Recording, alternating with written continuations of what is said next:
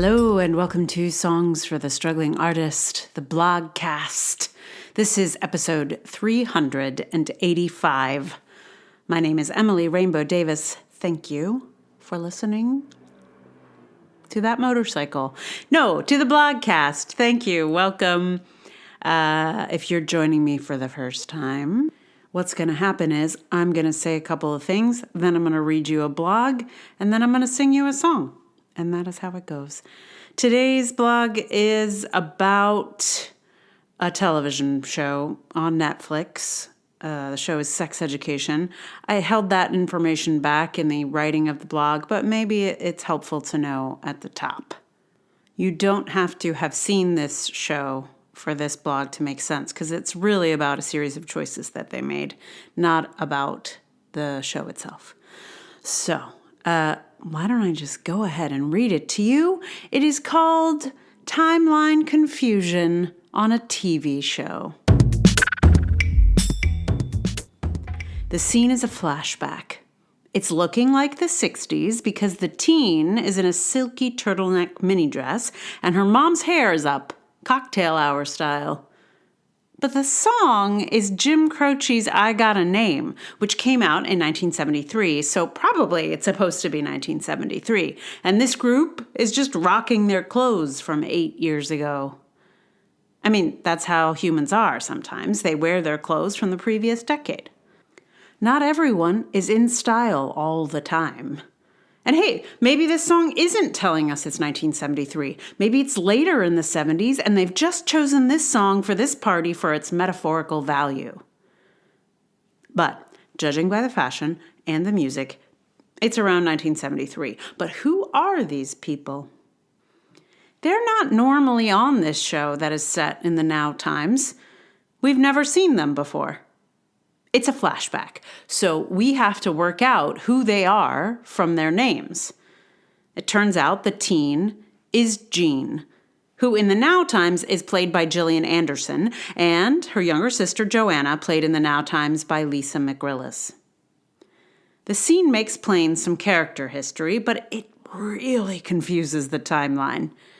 It has baffled me so much, I have not been able to stop thinking about it for days. Why does this bother me so much? That's what I'm here to work out. The TV show is Sex Education, and Gillian Anderson is Jean, the mother of the central character. She is a sex therapist, and here in the 4th season, she has just had a baby. We assume that the show is set in 2023 because all the tech looks like current tech, and the fashion looks like extra fashionable current fashion. One of the kids has a backpack, just like mine. I'm being particular about the timeline because it is the timeline about which I am confused. Gillian Anderson, in real life, is currently 55 years old. She is a Gen X icon and a member of our generation. On the show, in the previous season, it was made clear that Gillian Anderson's character was at least a few years younger than she herself. When this character had this baby, it was a huge surprise because she assumed she was too old to get pregnant, but wasn't quite. I don't remember how old they said she was supposed to be, but I'm guessing it was about 50. In other words, she was maybe a baby or just being born in 1973. The Sex Education Wiki says her birth year is 1973. So, to make the timeline work, this scene of her past would have to be like 1986 at the very least. But somehow it is a 1986 that looks like 1965 and sounds like 1973. And I saw 1986 when it happened.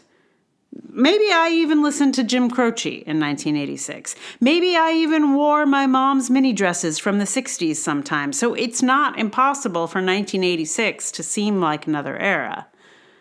But not like all at once. It feels like this TV show is trying to imply that Jean, a character who is in her 50s now, was a teenager in the 60s or 70s instead of getting born then. I'm intensely confused by it. Because all these choices are on purpose. No one accidentally chooses a piece of music or a costume period. Every one of those choices is there to tell us something, and yet what they are telling us is impossible, according to how time works.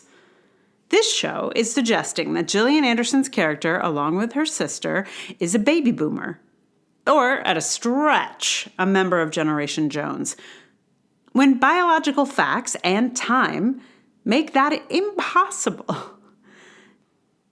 Gillian Anderson cannot be both a Gen X parent in 2023 and a baby boom teen. Those are two mutually exclusive identities.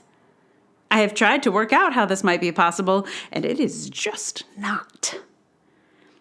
And I suppose I'm so troubled by it because the show is otherwise very good and has accomplished this kind of beautiful balancing act of following the lives of the teens and the parents with compassion and perspective.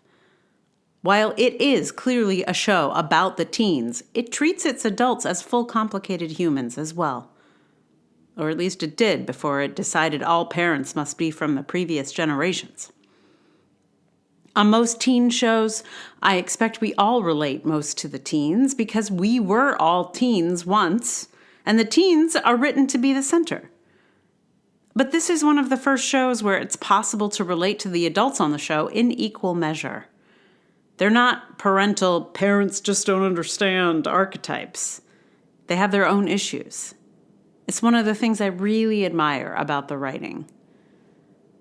But this timeline collapse where a woman in her 50s in 2023 could somehow be a teenager in 1973 is just doing my head in. I don't understand it.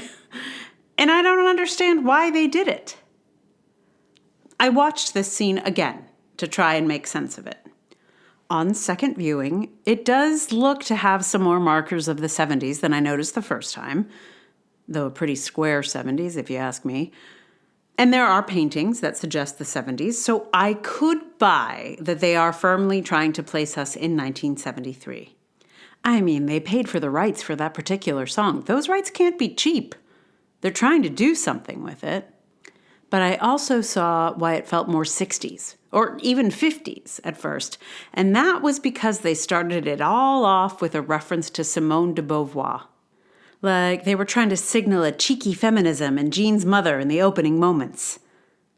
But in 1973, Simone de Beauvoir was very old news. To be arguing with her positions in 1973 would be like contemporary feminists arguing with Betty Friedan.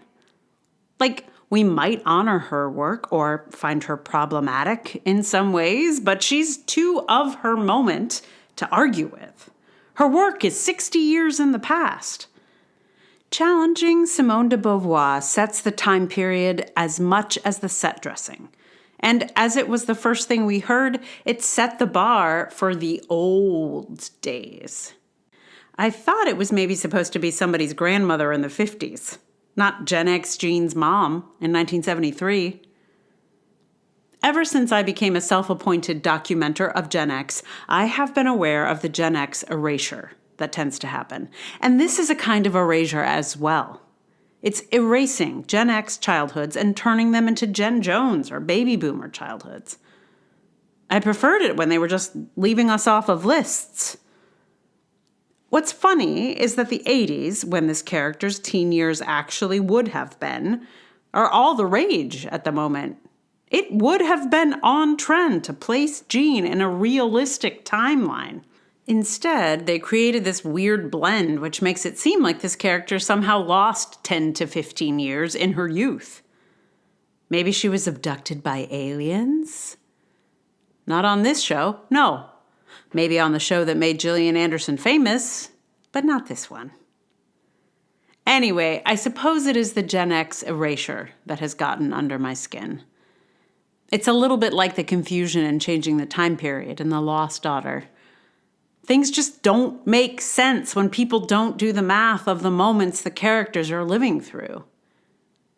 There were plenty of feminists in the 80s that they could have had Jean's mom argue with if they were trying to stay true to Jean's actual age, but instead, they chose a feminist born in 1908 whose major work was published in 1949 and managed to create the weirdest period drama confusion.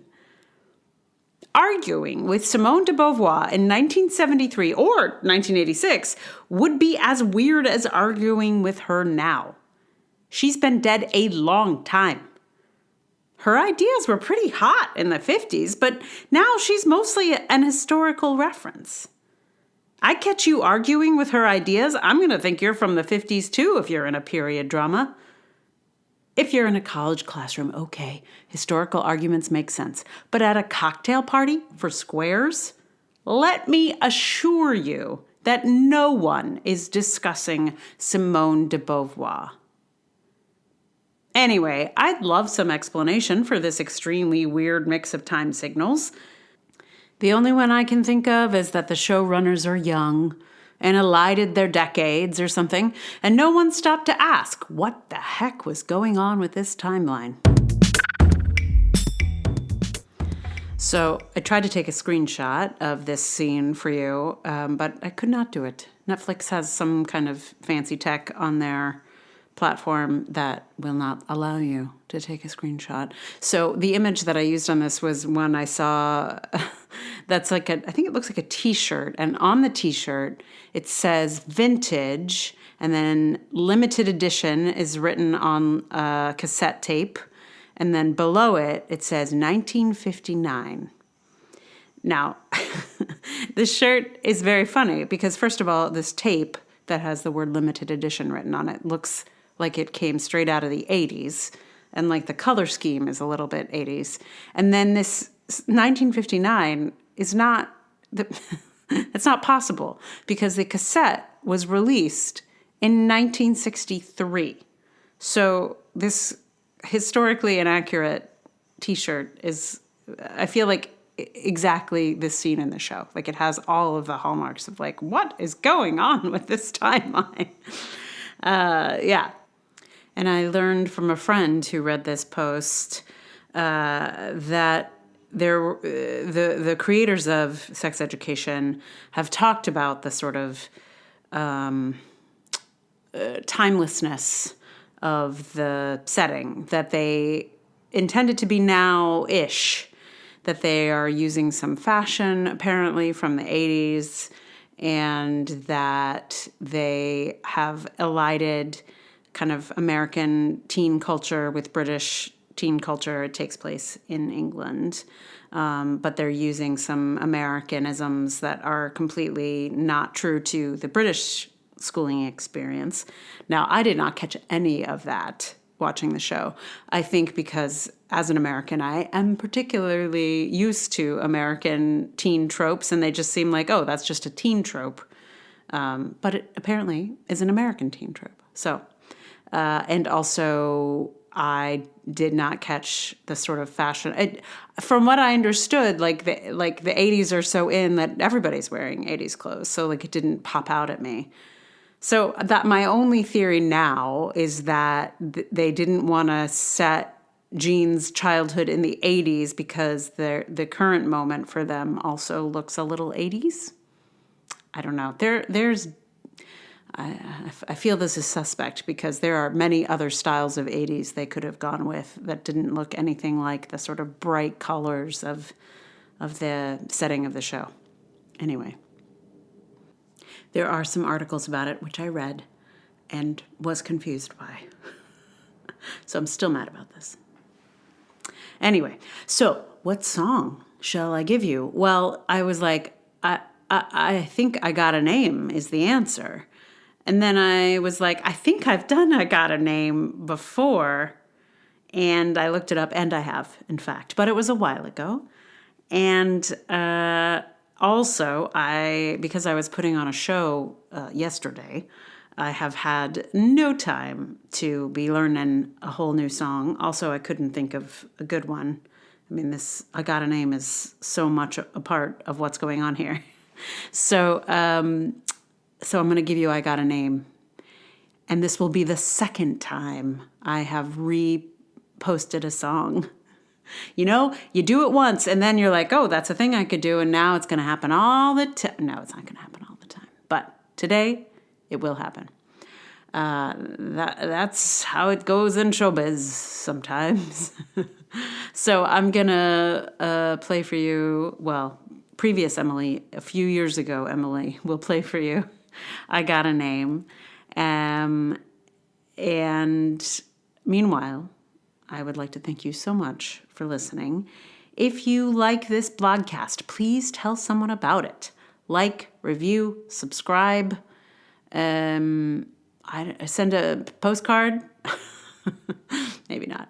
And if you'd like to support it, that would be amazing. Patreon.com/Emily R. Davis is the prime spot, but there's Ko-fi, there's PayPal. If you want to subscribe on Substack and be a paid subscriber there, you can do that. If you know of another way that you like to support, tell me about it and I will join that one too.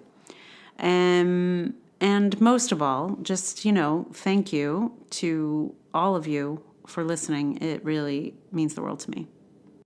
Also, all those links are in the show notes. So if you need them, there they will be. Also, hey, this podcast was number 11 on the Good Pods Indie Podcast Arts Charts. So thank you to you, listeners, for making that cool number happen. So without too much further ado, I would like to give to you here now, recorded for the previous blogcast about claiming my name, I believe. I'm here now is I Got a Name, which was recorded in the year I was born, and the same year as Gillian Anderson's character in Sex Education. So from 1973, a very good vintage. Here is Jim Croce's I Got a Name.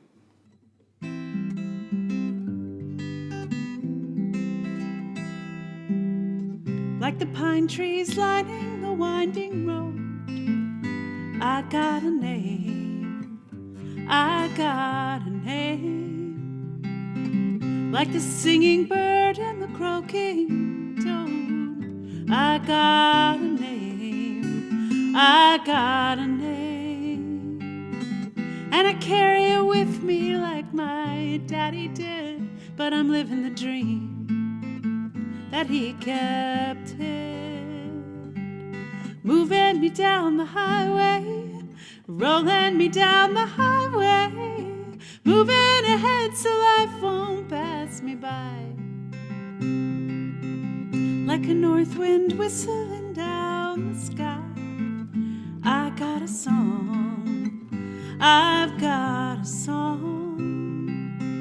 Like the whippoorwill and the babies cry, I've got a song, I've got a song. And I carry it with me and I sing it loud. If it gets me nowhere, I'll go there proud. Moving me down the highway, rolling me down the highway, moving ahead so life won't pass me by. And I'm gonna go there free. Yeah. Like the fool I am and I'll always be. I've got a dream, I've got a dream. They can change their minds, but they can't change me. I've got a dream, I've got a dream. I know I could share it if you want me to. If you're going my way, I'll go with you. Moving me down the highway, rolling me down the highway, moving ahead so life won't pass me by. I'm moving ahead so life won't pass me by.